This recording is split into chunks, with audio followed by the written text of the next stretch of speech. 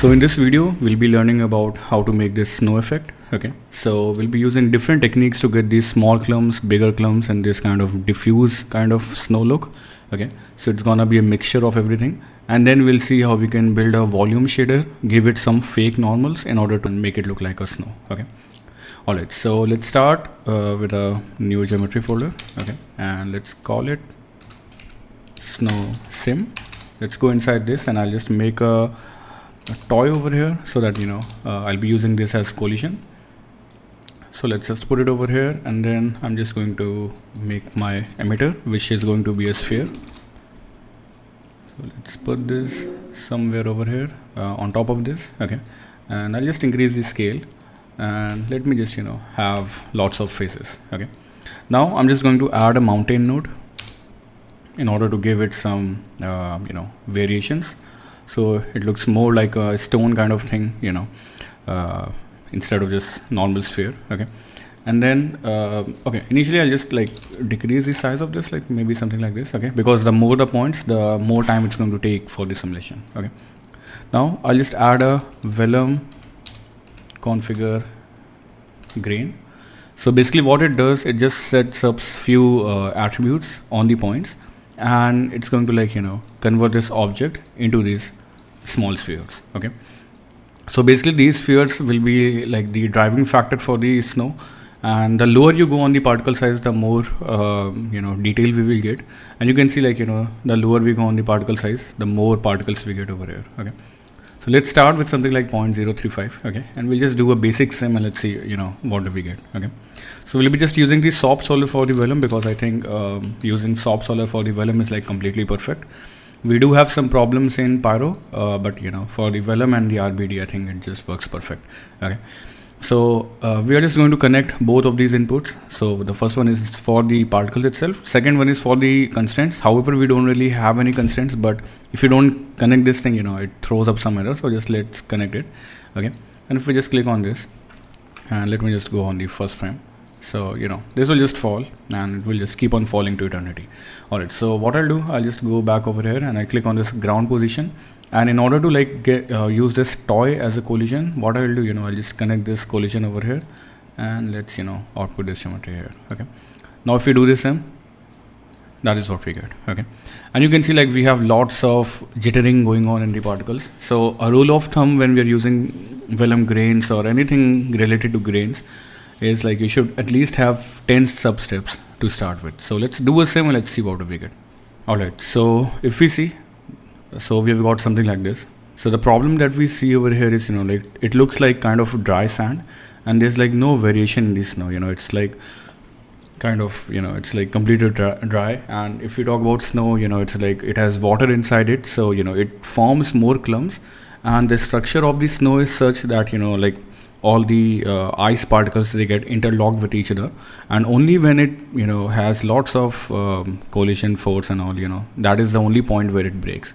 So again, if we look in the original render, you can see we have some small clumps, and then we have some big clumps, and then we have some diffuse sand. So let's try to have this kind of effect. And the way we have this is by using a force which is known as attraction force, which is built into the Vellum solver.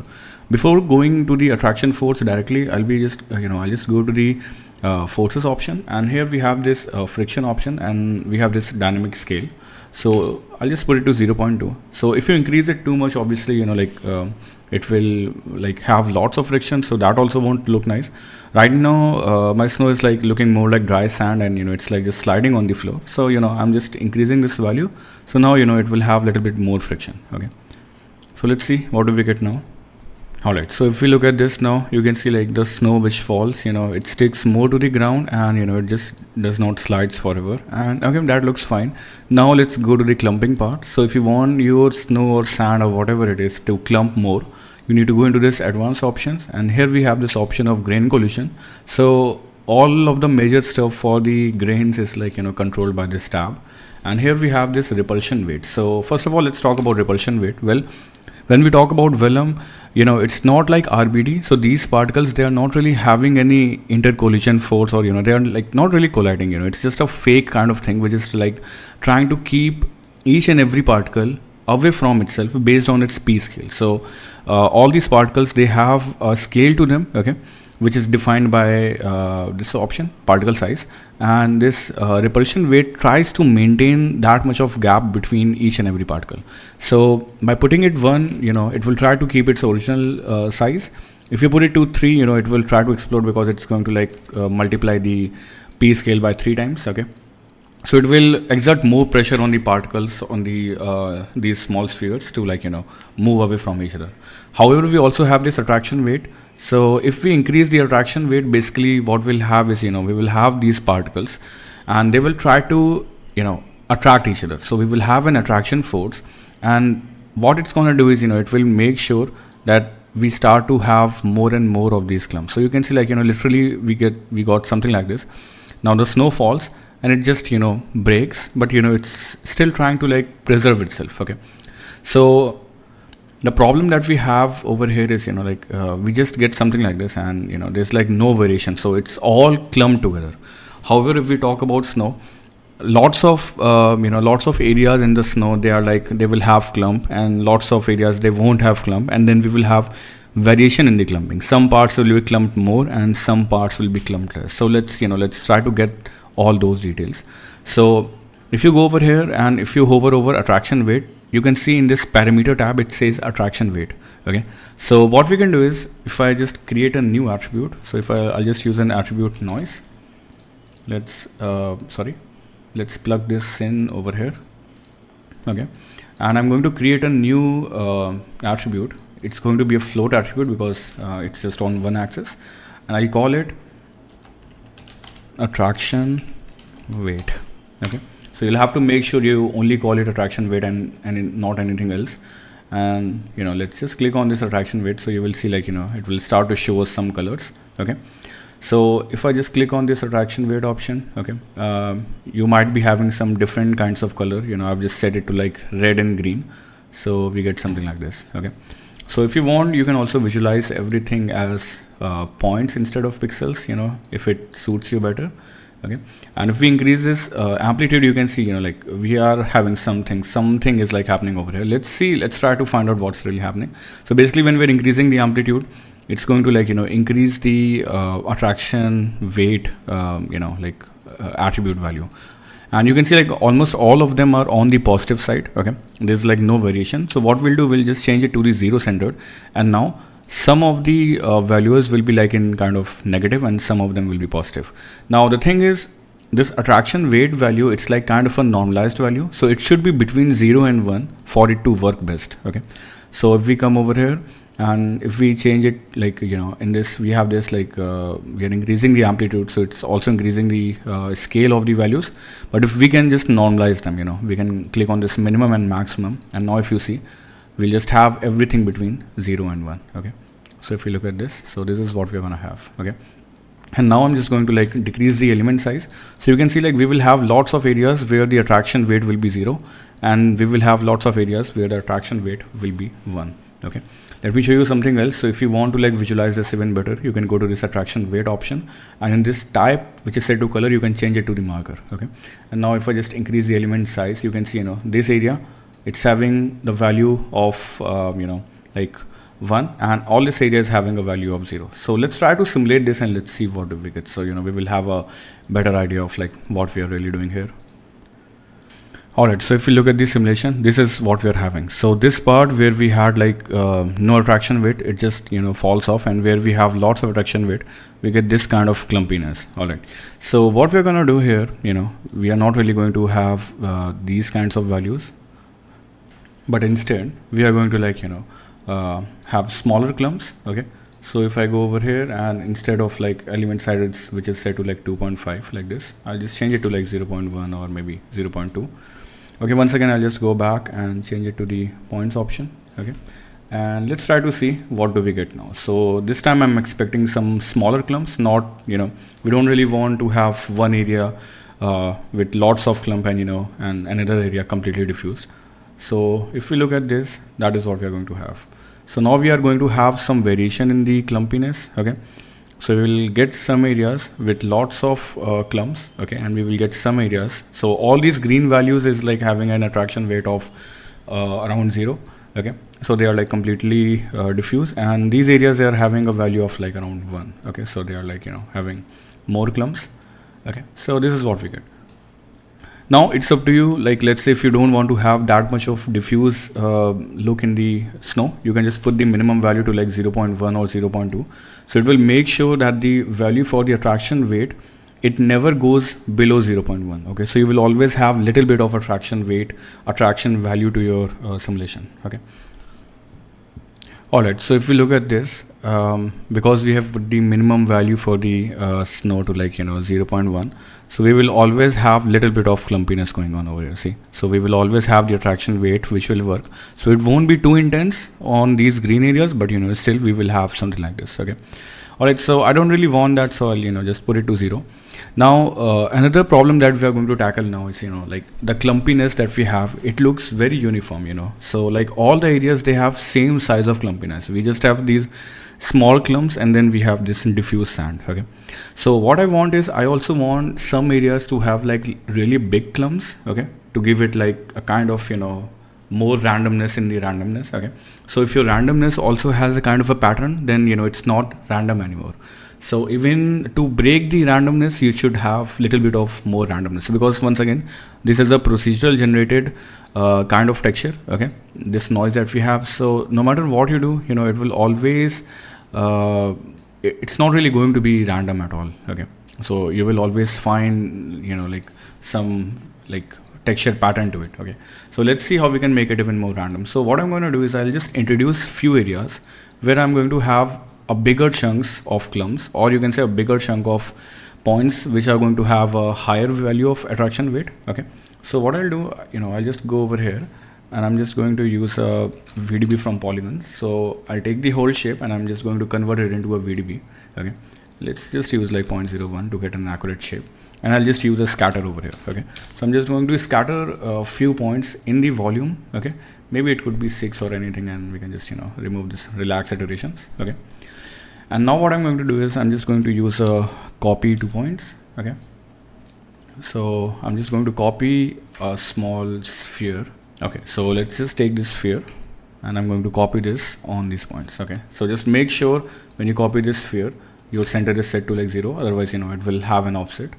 Okay, and let's use like a value of 0.35 or something. Okay, so if we look into this, that is what we are having. Okay, so this is what we have. Okay, so you can like always go here and change the global seed. Okay, and you can also increase the relax iterations, so that, you know, we can move them outwards. Okay, and if you want to randomize this size, we can just use an attribute randomize over here, and I'll just use a P scale. Okay, so we will have different sizes of sphere. Okay, and I can just increase this global scale to, you know, like increase the overall scale. Okay, then what I'll do, I'll just use a mountain node here to once again give little bit of more randomness to this. Okay, and in the element size, let's use like 0.35 or something. Okay, and maybe in the amplitude, let's use 0.05. Okay, and now what I'll do, I'll just use points from volume here. Okay, so what we're trying to do over here is, like, we are trying to introduce some extra points, and we're going to create an attraction weight attribute with a higher value, and we're going to transfer those values into the original sphere. Okay, let me show you what I mean by that. So what we'll do, so we have this final attraction weight over here. Okay, so basically over here we just have an attraction weight of, like, you know, by default we have an attraction weight of 1. We randomize the attraction weight value by giving it some random values here. Now what we'll do, you know, we have this points from volume, and I'll create a new attribute. Okay, and over here in this attraction weight attribute noise, I'll just copy the name of the attribute, and I'll paste it over here, and for the value I'll just put it to 1. Okay, now if I use an attribute transfer, I'm going to transfer the attributes from here to here. So what we are doing is, you know, we are creating this higher value for the attraction weight, and we are transferring those attribute. Okay, we are transferring those attraction weight attributes from this sphere to these you know, to this object. Okay, so if you look at this, you know, everything becomes red, because by default this this distance threshold is like too much. let's put it to like 0.01 or maybe 0.015. okay, so this is what we have. Okay, now let's try to do a sim once and let's see what we get. Alright, so if we look over here, that is what we have. Okay, and now you can see we even have some bigger chunks in the overall shape. Okay, and that is what is going to break the overall uniformity in our attraction weight. Okay, so right now the simulation is set to a quite low number, so I'll just change it to like 0.015. okay, and for the final simulation I went for like 0.01. as of now let's just try to sim it with 0.015 and let's see what we get. Okay, so I'll just sim it here. And for the simulation I'll just put the cache memory to like 50 GBs. However, when you are caching it out, you should always set it to like 0, so that nothing gets saved in your RAM. Okay, alright, so let's just cache it out and let's see what we get. Alright, so that is what we have got here. So you can see we have some small chunks and then we have these bigger chunks as well. So if you want more chunks, you can always increase the number of points here, so which are going to transfer the higher values for the attraction weight. Now I'm just going to save it out to the disk. So what I'll do, I'll just use an attribute delete over here. So I'm just going to cache out my simulation. So first of all, I'll just use an attribute delete, and I'm going to delete all the attributes except p scale. Okay, and the reason why I'm not going to delete the p scale is because we'll be using it for the rendering purpose. Okay, so you can just put this top arrow key, which is on your 6 in your keyboard, and so this means it's going to delete everything except p scale, and then you can also delete everything else from here. Okay, so we'll get something like this. And now let's just use a file cache. Okay, and I'm just going to save it out to the disk. So I just choose explicit over here. I'll just go to the desktop and maybe I'll just have a folder over here, and I'll just make a new folder, call it cache, and let's say $f.bgeo.sc. make sure to write this extension. Okay, and let's click on this save to disk. And now once this thing gets saved, we are going to render it out. Alright, so this is saved to disk, and let's see how we can render this out. Okay, so I'll just null this out over here. Let's copy this and let's go to a new folder. Let's call it geo. Okay, and I'll call it snow render. Okay, let's go inside this, and I'll just use an object merge in order to like bring out my simulation here. Okay, so I'll just copy and paste the path. So I'm just outputting everything over here, and I'm so object merge is like used to bring out simulation data from one level to another. Okay, so now what we are going to do is we are going to convert this thing into an volume. Okay, in order to do that, first of all we'll have to create a new attribute. Okay, and we'll have to call it density. Okay, and why is it so that we are calling it density? Well, because the shader which we are going to use, which is going to be the whitewater shader, it expects everything to be as density attribute. Okay, so we'll just put a value of 1 over here. Okay, so now this is going to have this density attribute, and now we'll use a volume rasterize attributes, and we are going to rasterize the density attribute. Okay, now what you'll have to do is just make sure whatever value you have over here for the particle size, you'll have to copy that, and you'll have to connect it with the volume rasterize attributes. Okay, so this is what we'll have. Okay, let's try to render it out and let's see what we get. However, there are a few more steps that we'll have to do. Okay, so I'll just go back over here, and I'm just going to create a camera. Okay, and I'm going to create a grid, and I'll just scale it up. Okay, go to the material palette. Let's bring out a principal shader, and I have some shaders previously. I'll just delete all of them, and let's just put it on the grid, and I'm just going to make it kind of a darker color, and in the reflection I'll just decrease the reflection. Okay, so let's go back over here, and now I'm just going to bring a new environment light. So we have a new environment light over here, and I'm just going to browse an HDRI. So I'll just go to my desktop, and I'll just choose this HDRI. Okay, let's go to the render view, and let's click on the render, and let's see what we get. Okay, so that's what we have got in the render view, and you can see like it's just looking like a volume thing, like kind of smoke.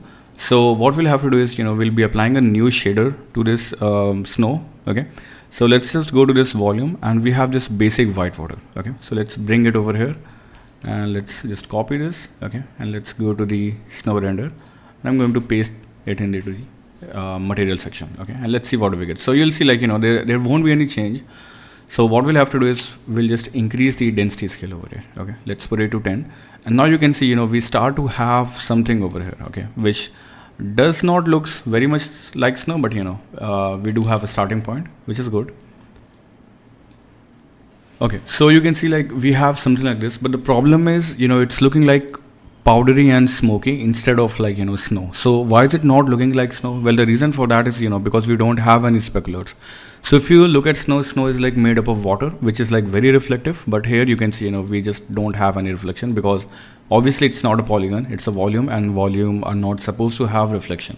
So if we want to have reflection, we can use few techniques. So what we'll have to do, we'll use a VDB combine. Okay, so let's use a VDB combine, and we are going to, in this group A, we'll choose density, and in this A multiplier, we put it to like -1. So what it's doing is, it's like multiplying itself by -1. So we have a range of values from -1 to +1, and now we can find a slope, which will help us to get a gradient, and that will help us, in getting kind of a fake normals over here. Okay, so we use a VDB combine here, and then we use a VDB analysis. Okay, so just put a VDB analysis over here, and we do the same thing for the white water as well.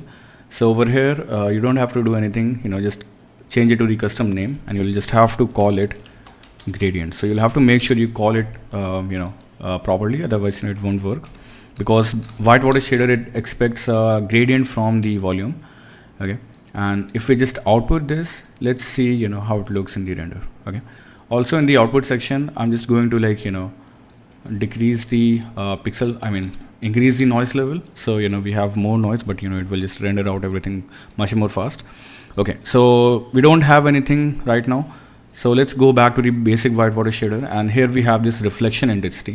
Let's put it to 3, and let's see what we get. And right away you can see, we start to have speculators in our scene. Okay, and that is because it's like looking where the light is, where the camera is, it's calculating fake normals, and it's just giving us these good looking speculators. Okay, but again, there's like one problem. You can see, usually when we talk about snow, it's like very white, but here it looks quite dense.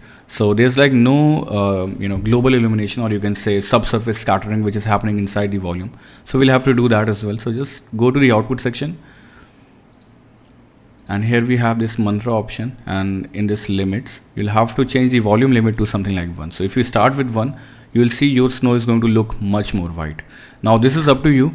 The more you increase it, the more number of light samples, like the more the light bounce happens inside the snow, and the more white look you get. Okay, so you can see, like, that is what we get. Okay, alright, so I just changed the direction for the HDRI. So I just put it to like 120. So now the light is coming from back, and we have light over here and shadows over here. However, like, I feel the snow, it's looking more like foam, because it's like quite transparent. So I'll just go back to the density scale, and I'll just put it to like 100, and that will make it look much more thicker, and we get something like this. Okay, alright, so I think that looks really nice. It does looks like actual snow. We have internal scattering, we have fake normals and everything working quite nice. And you can see, like, we have some small clumps, and then we have these big clumps, and then we have these completely diffused particles. Okay, so let's just do a final render, and let's see what we get. Let's put the noise level to something like 0.03.